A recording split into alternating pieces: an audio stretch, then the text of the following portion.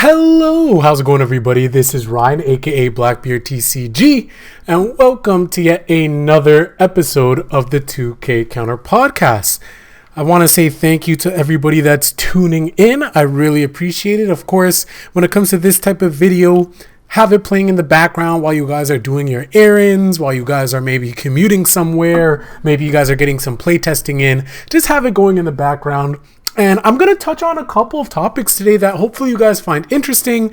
Also give you guys some channel updates. I'll start off with that just so we can get that out of the way, and then we can get to the really interesting meat and potatoes of the podcast. So first and foremost, as you guys know, I'm almost at 1.5k subscribers. Almost. Hopefully you guys will be able to help me get there. If you guys are watching this, listening to this, and for whatever reason you're not subscribed, go ahead and do it now. It is absolutely free. Subscribing, liking the video, leaving a comment, it all helps me. It all motivates me to continue to put out this content for y'all. I have a blast making it regardless though. So look, even if you don't hit that like button, even if you don't subscribe, I'm going to do it anyways because I have fun doing it. But honestly, it feels so good when the crew members go ahead and do that for me because it just makes me happy. So go ahead and do that. Podcast is sponsored by nobody. We got no sponsored, but hey, you know what? That's fine because we do it for the homies. We do it for the boys. We do it for the crew members of the Saber of Zebek.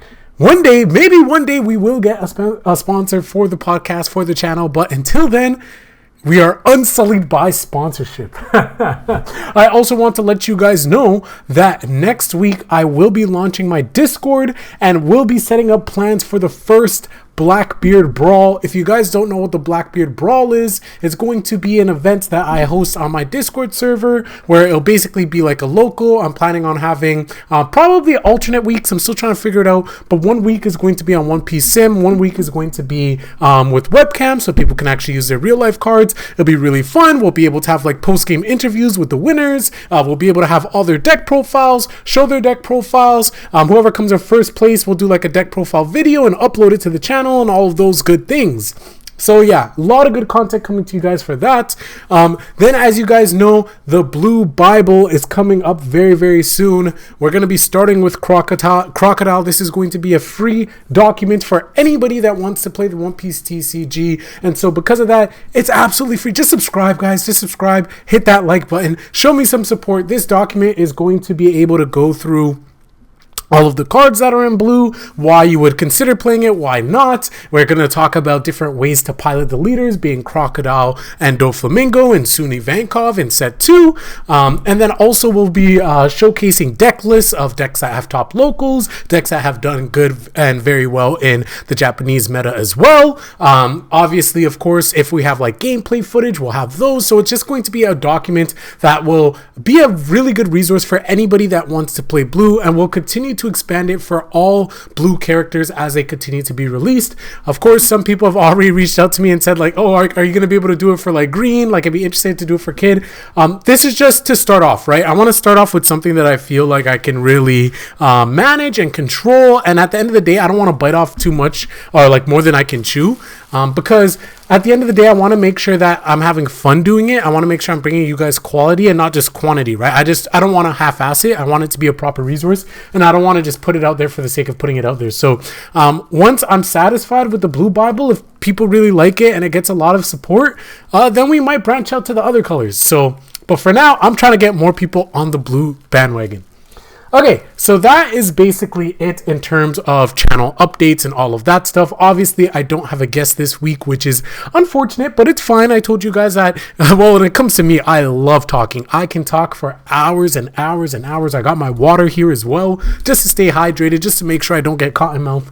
But I am hoping to have more guests in the future. If any of you guys have any content creators, big or small, that you guys are interested in having in on the podcast, definitely let me know. I'm going to have different ways that people can join in on the podcast as well as viewers. I have something set up as well if you want to be a patron to come on the podcast, but don't worry, that's not going to be the only way. If you are a viewer, again, no paywalls here for anything. It's just a support.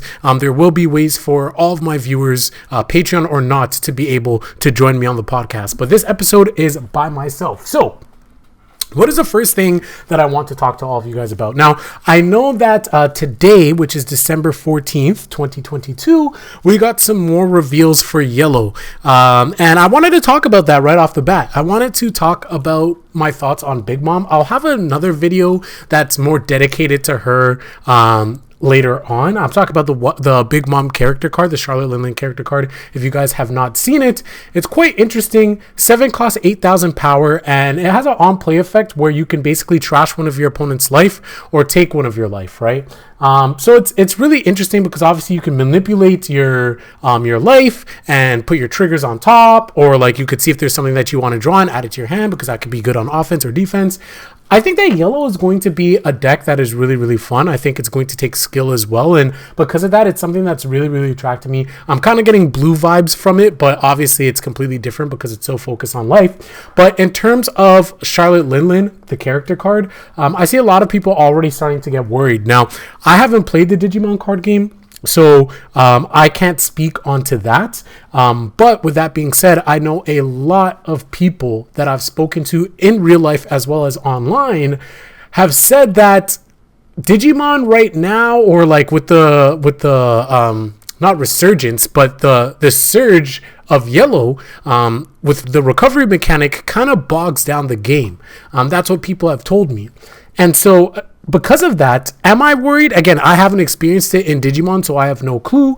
But as of right now, this Charlotte Linlin is the only card that has some type of recovery. And sorry, I think I messed up when I was talking about the Charlotte Linlin character card, when I mentioned that she was going to be she has 2 effects, one to trash your opponent's life and the other one to take one of your life. Sorry, by that I meant you can add 1 card to your life. So that's the recovery mechanic there.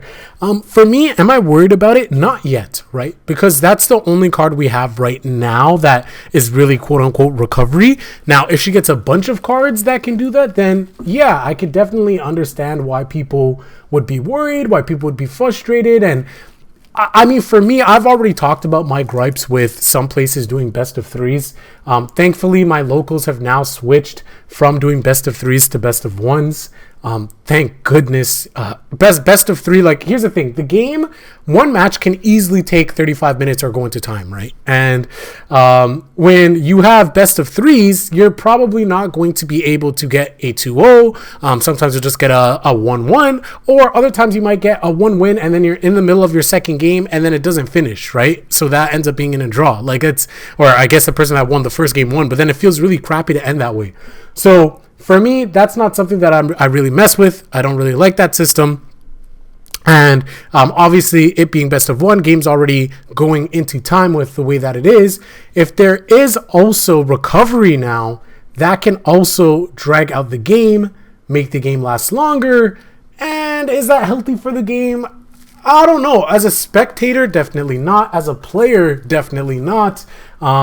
Because it just gets really, really draining. I know a lot of people can say that it's actually quite beneficial to, or like it's more of like a badge of honor if somebody slogs through all the rounds of Swiss, slogs through all the top cut rounds, and they all lasted really long, and to have the mental fortitude and to ultimately win it. Like, no, I completely agree with that. Like, that is very, very impressive. But at the end of the day, it's like, do we need games to last longer than we should? I also don't want it to be like OTK, like win on your first, second turn type thing. I really don't want the game to develop into that. I want it to really stay like right in the middle, like where it is right now. I think that the way that it is right now with a best of 1 is really, really healthy. And so as long as this new Big Mom card that allows you to add 1 card from the top of your deck to your life area, as long as this is really the only recovery that we have so far, I don't think that it's going to warp the meta to that extent.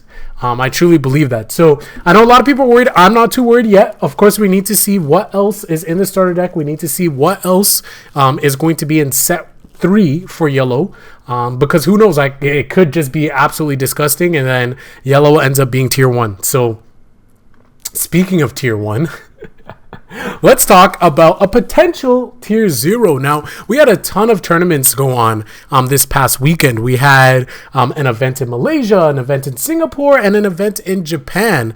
I believe there was an event in Thailand as well. So a ton of events just going on all over the place. And with a ton of events came a ton of Zoro. In fact, Zoro had the highest representation out of all of them. But I do believe, even though it had the highest representation, and I could be wrong on this, as I believe Noah and Chaz, shout outs to them, they mentioned that there was like 469 players at the Singapore event, with 80% of them being red. But in the end, in the top cut, there wasn't, like, obviously there's still a lot of Zoros, but there was way less Zoros than I expected. And that's why I kind of wanted to touch on a couple things today. I wanted to talk on a potential errata, but I also wanted to talk on Zoro.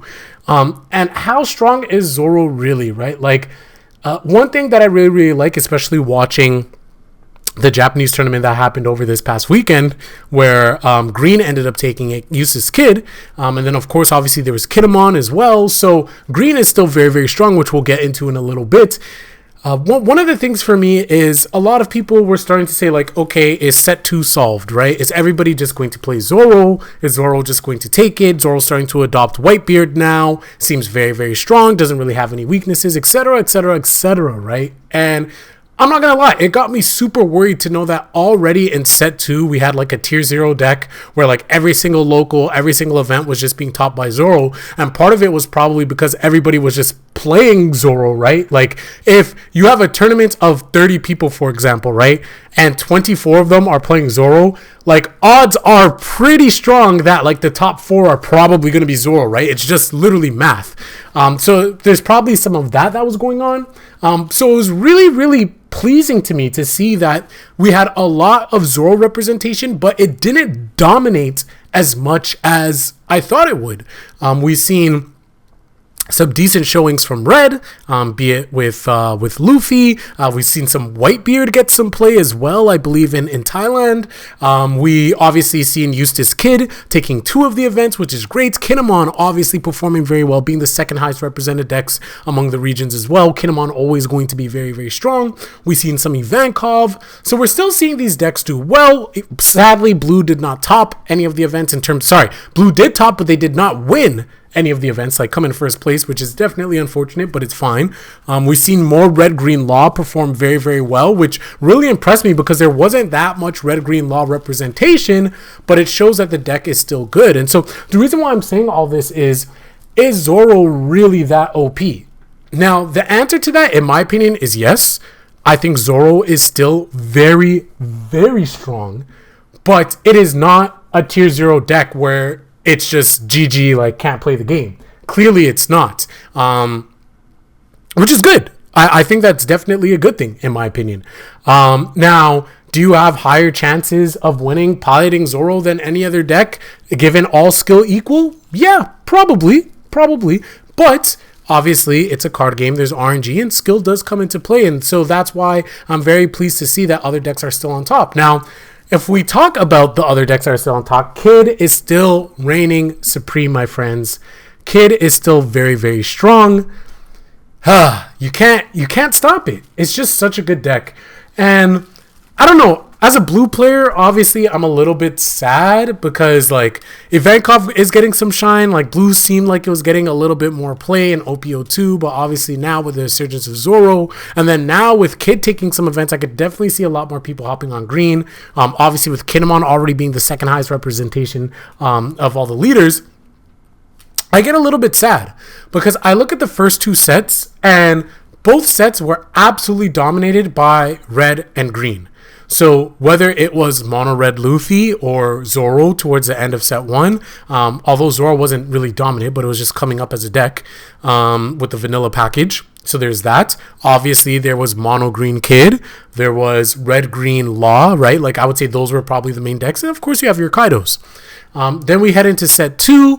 Early on in set 2, people are still figuring things out, right? We're seeing more Doflamingo, we're seeing Ivankov, we're seeing Crocodile starting to get a lot more shine because of the Impel Down package, being able to play your 7-drop Ivankov, being able to drop Luffy, or being able to drop 7,000 power Crocodile. Really, really strong engine.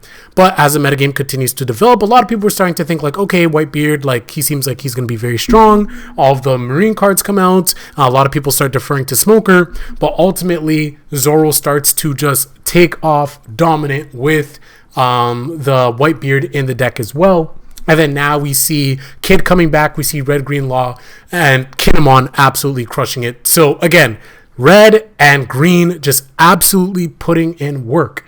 Now, sleepers are obviously purple. Like, Kaido is always doing okay, right? I think Kaido will always do okay.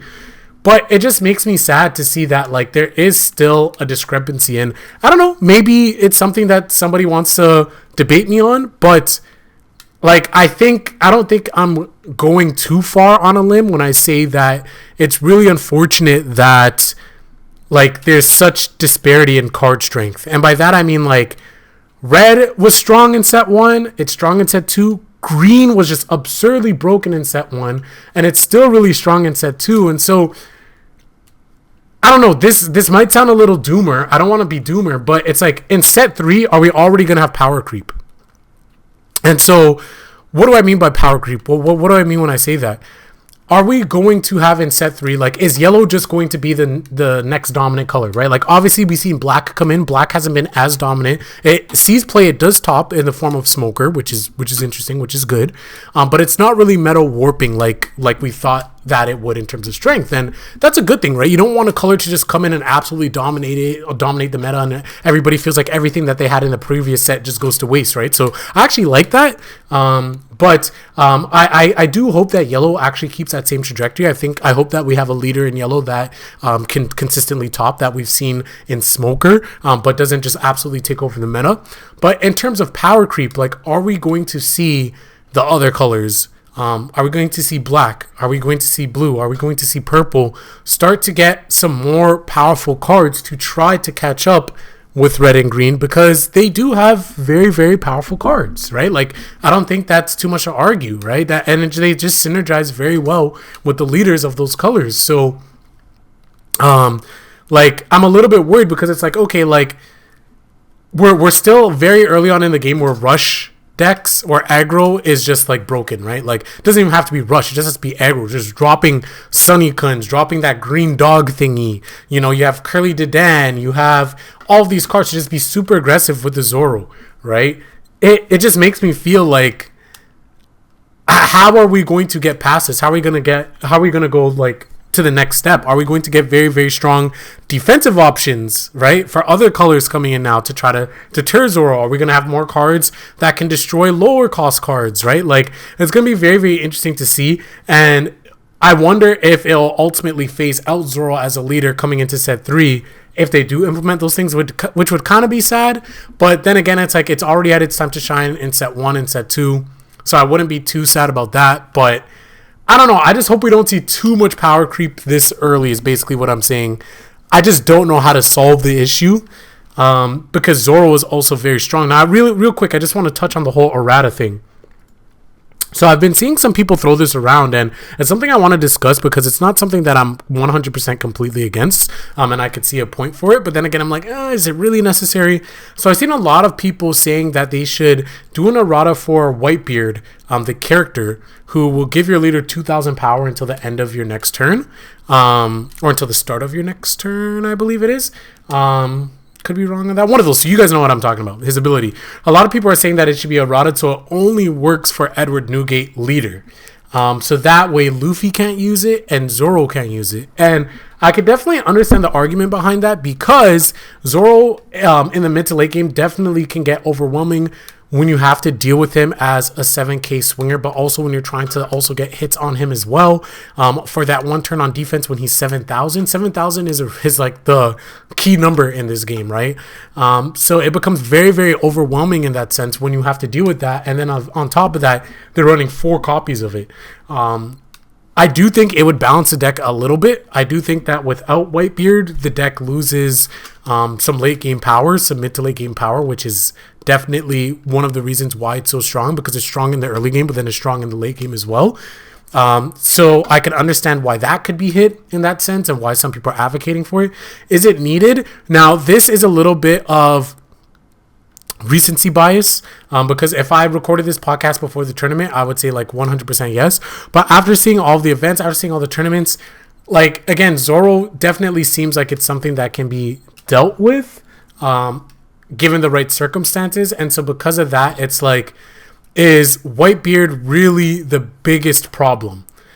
And if it is, like, if that's the conclusion that Whitebeard really is that bad, like, to have in, like, red, like, non-Edward Newgate decks, then I can understand the errata. But, like, until then, until it's, like, just absolutely absurd, I don't think that it needs to be errataed.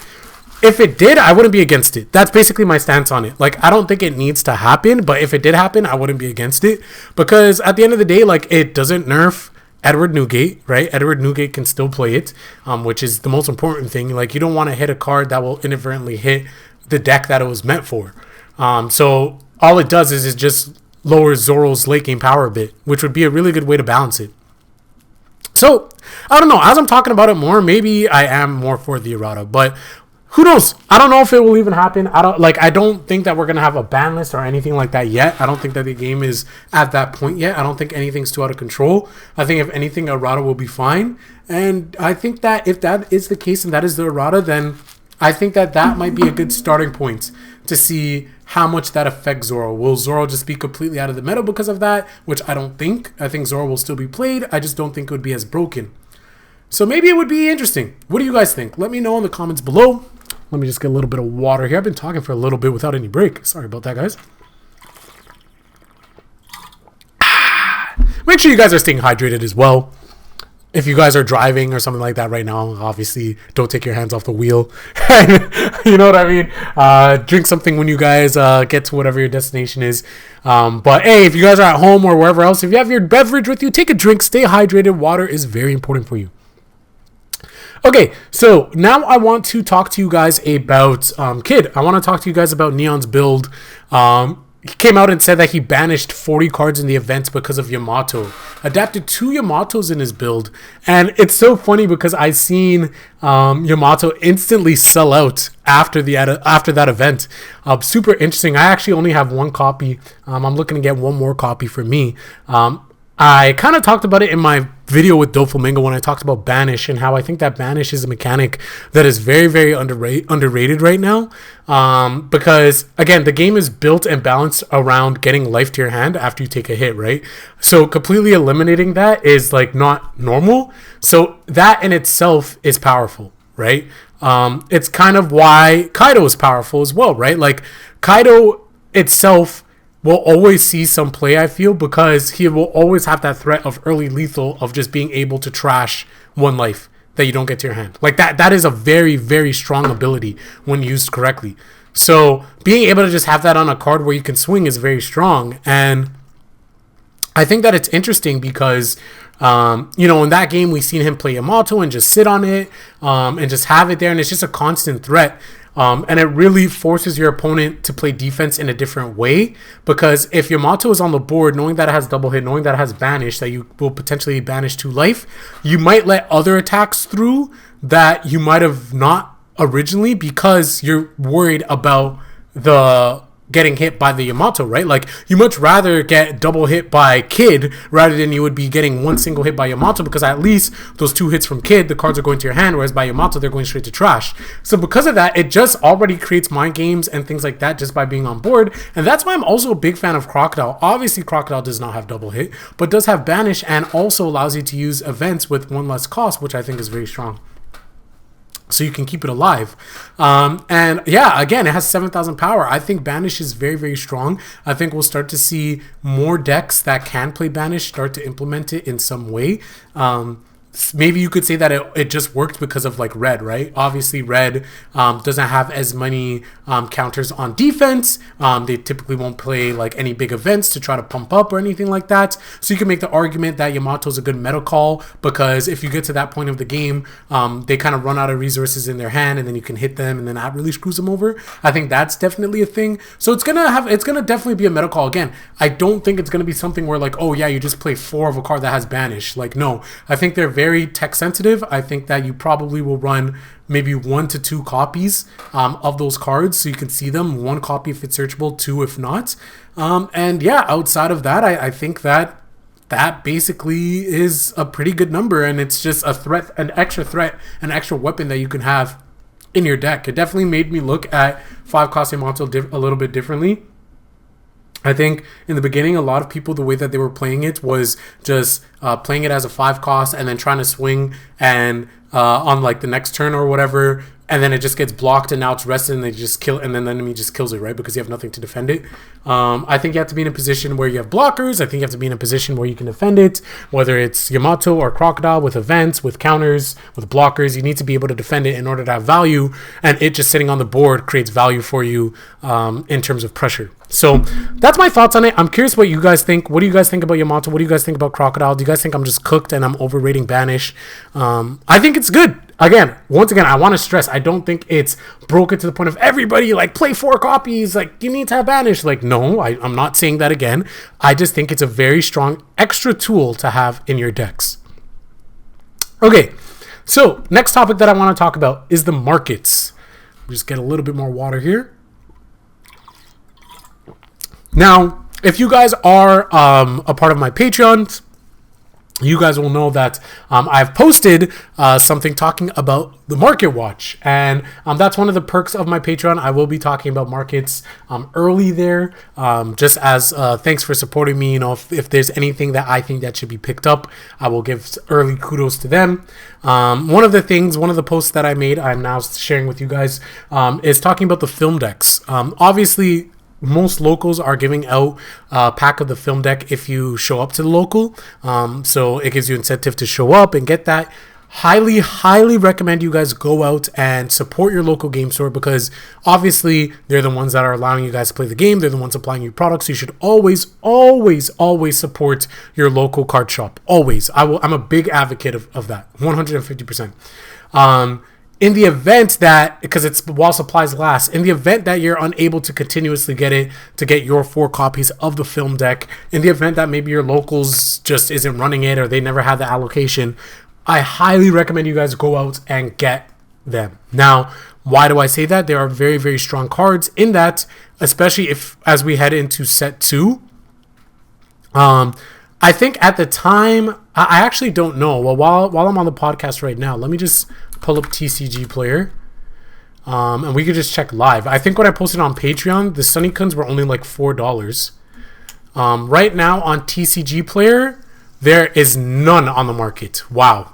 Okay, well, that's very unfortunate. If we look at the latest sales, we've seen people buying it for $15 each.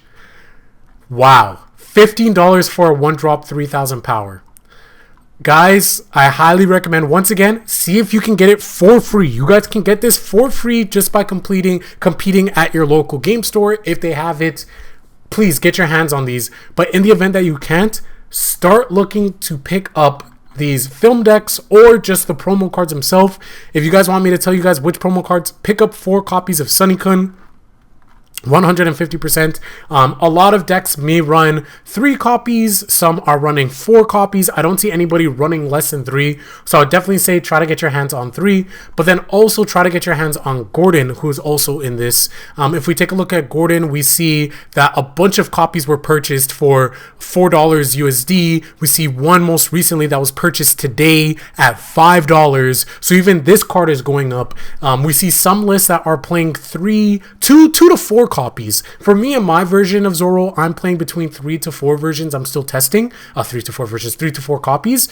So I would definitely say try to pick up 3 to 4 Gordons. But if we just go off the prices and the recent sales right now, if you were to pick up a playset of Gordon, that's $5 each. So you'd be looking at $20. And then here, let me just click into the Sunnykun. Yeah, so literally today, 2 were purchased, looking at TCG Player, for $15 USD. So we're talking about $60 for 4 cards for a common. Well, I guess it's a promo, but it's such a basic card. So you'd be paying $60 for 8 cards, right? Like it's a little bit ridiculous when you think about it, considering that we can just get it for free. Again, I want to keep harping on it. You can get it for free, but in the event that you can't, get a hold of these, because we don't know how rampant Zoro's going to be in our metas. I've already seen Zoro being popular at my locals and at other people's locals, and Zoro's not even strong yet. So can you imagine when he's actually going to be like a tier 1 deck? Like this is going to be rampant. I can easily see Sunnykun start going up to being like, if it's at $15 right now, I could see it be a $20 card.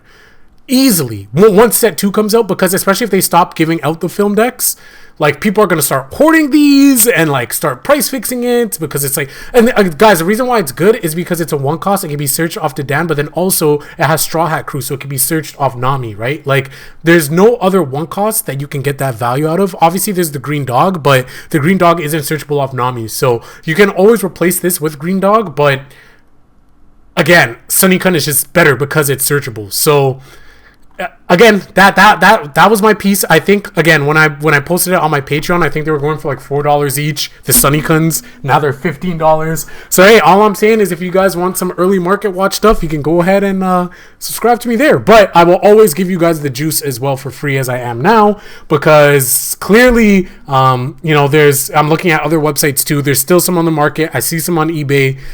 So hopefully after this video the price doesn't like surge to like absurd prices. I really hope that some of you guys can get your hands on it. But remember, guys, support your local game store. Get these for free. Don't spend your money on it if you don't have to. So that is that. I'm doing pretty good for a solo podcast. Am I right, boys? I've been doing pretty good for a solo podcast. I'm talking by myself, no breaks for 30 minutes. Let me get a little bit more water. We're almost done for today's episode. I also want to talk to you guys about boxes. Boxes are absolutely absurd in terms of prices right now. I think that at my locals, they increased the price to $240 Canadian. At another locals, the price is $199, so $200 Canadian. I also heard from some of my friends, some other content creators that are in the United States, saying that their prices are going up. Guys, you can buy the singles for whatever deck individually and it'll be cheaper than buying the boxes.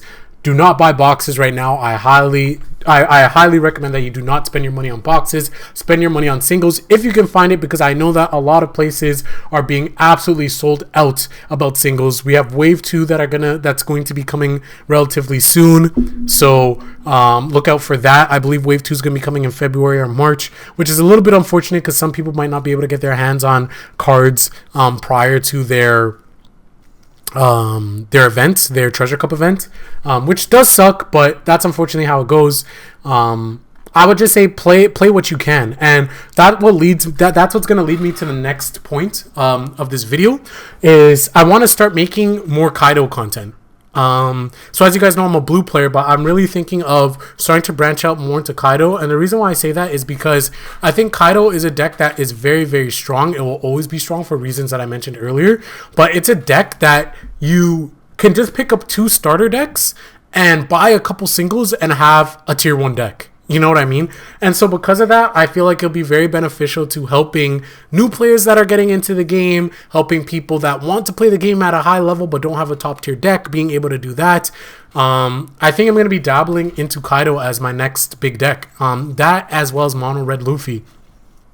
I think Kaido's very strong. It can perform very well in set 1, perform very well in set 2. It topped at events this past weekend as well, using Impel Down engine. Some decks prefer not to use Impel Down engine because you don't have to. I just think that it's really good. So I highly recommend that you guys pick up Kaido's starter decks if you guys are unable to pick up any of the really strong singles like Trafalgar Law or like 8-drop Kid. Like if I'm on TCG player for this as of this time of this video. Let me just type in Trafalgar Law. I believe it's all sold out, but let's see. So right now Trafalgar Law is there's a couple on the market for $17. So that is $17 right now, still available. There's about 23 on the market, so there's that. So if you want to get a playset of that, you can. It definitely would be worth picking up. If you want Captain Kid, let's take a look at that. Oh, let me just type in Kid. I typed in Captain Kid and nothing came up. Okay, do I have to type Eustace Captain Kid? I do have to type in Eustace. So, wow, 8-drop Kid is only $5, right? Oh, never mind. I looked wrong. 8-drop Kid is about $11. So yeah, if you guys can't get your hands on those, I highly recommend you just play Kaido, because you only need a couple copies of the 10-drop Kaido. So if I just search 10-drop Kaido, 10-drop Kaido is going for about $3 right now. So, and you only need to play 2 to 3 copies of that. So you pick up that, you have your starter deck, you're pretty much good to go. You pick up your commons, like you're set, right? You already have your 9 costs from the starter deck. You already have your queens from the starter deck. You have your Onigashimas. So I highly recommend Kaido to anybody that if you can't play Kid, if you can't play Law, if you can't play these decks that have these super expensive cards. Let's look at Zoro right now. Zoro is still chilling at $30 per card right now. Absolutely insane. Because obviously he's played in Zoro, he's played in Red Green Law, but then also he's going to be played in Zoro in set 2, which is going to be really strong. So yeah, I don't know. I think Kaido is a play, guys. I think Kaido is a play. I will be making more videos on Kaido, so stay tuned for that. I know it's really unfortunate that these prices are the way that they are, but hopefully they do come down in a little bit. But yeah, I think that is it for this episode of the podcast. I hope you guys enjoyed it. It was a solo podcast, but I had a blast doing it. I hope all of you have an amazing rest of your day. Make sure that you guys like this video, share it with a friend, subscribe, and I am out. Peace.